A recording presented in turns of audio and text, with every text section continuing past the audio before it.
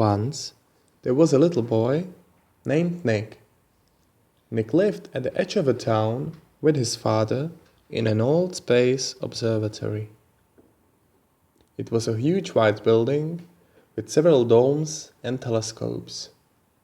Around the observatory, there was a big park with old trees and bladder cherries in which bumblebees liked to sleep. Every afternoon, just after the school ended, Nick ran home and went to play into the park. He loved to hide among the trees, listen to the snoring of bumblebees, and watch tiny green lizards playing in the grass.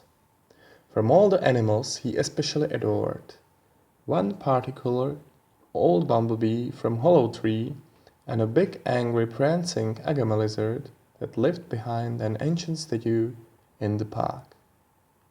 He regarded them to be his best friends.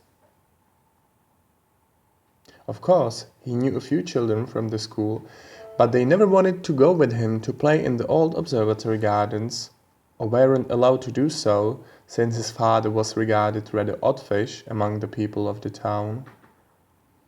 And that was the place in which he felt alive and safe. He couldn't help it, but the town, with all the people and noise, was very unfriendly. One thing that troubled Nick was that his father worked so much that he never spent time with him. Every morning he would find yogurt, toast, and a plate, empty one, waiting for him.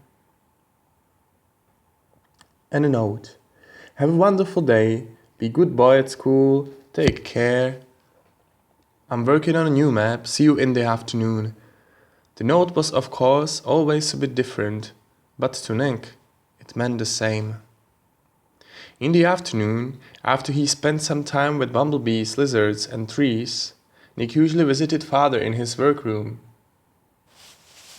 It was a huge, airy room with many strange steel instruments.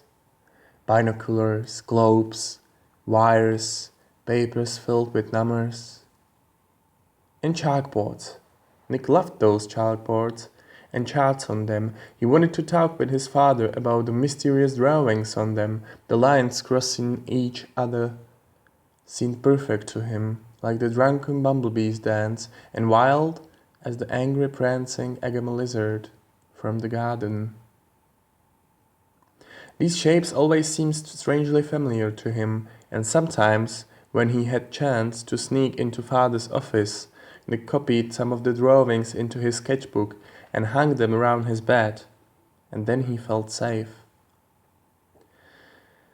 But the father always just replies, "Oh no, I won't trouble your head with that.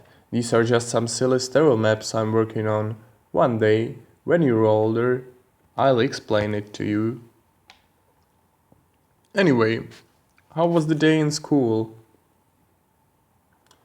Nick always felt like a fool, and after some little talk, he retired back into his park realm. One evening, after a long day's work, Nick's father went to the kitchen and found the breakfast he prepared for his son untouched. "Where's Nick?" he wondered, and went to find him into the garden. Nick was nowhere to be seen, not in shrubs, not behind the trees.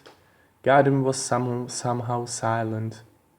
Not even a bumblebee or the green angry prancing agama lizard appeared. He went to the school and asked for Nick. They said that they have received a note saying that Nick has some flu and that he would be missing for the rest of the week. His mother was signed, but Nick's father knew that she was light years away from them to be able to write that note. Everybody wondered how careless Nick's father was. Nick's father wondered how careless they were. He did not care about them. He slowly walked home. He went through the garden, through the doors of his workroom, and straight to the telescope. He spent the whole night working. As the morning was drawing closer, he Final sighed and shakily scribbled on a slip of a paper. New object. Star. Name. N. Dot. 14K. He knew that his boy was safe.